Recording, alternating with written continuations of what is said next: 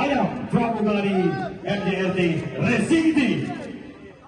Syedaralun, Ikatan Motor Indonesia atau IMI Aceh menggelar perlombaan balap motor Aceh Motor Prix yang memperebutkan trofi Ketua IMI Aceh di Stadion Long Raya Banda Aceh pada Sabtu dan Minggu pada tanggal 3 dan 4 Juni 2023.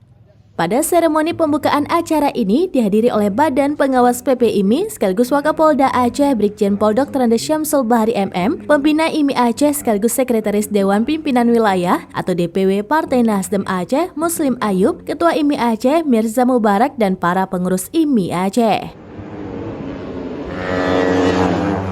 Pada event ini ada 13 kelas yang diperlombakan.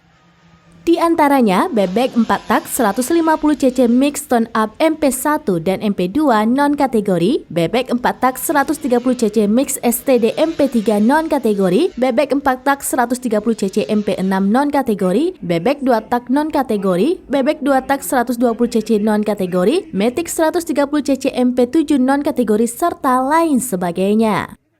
Ketua IMI Aceh Mirza Mubarak mengatakan kegiatan ini dilaksanakan untuk memberikan ruang pada generasi muda di bidang otomotif.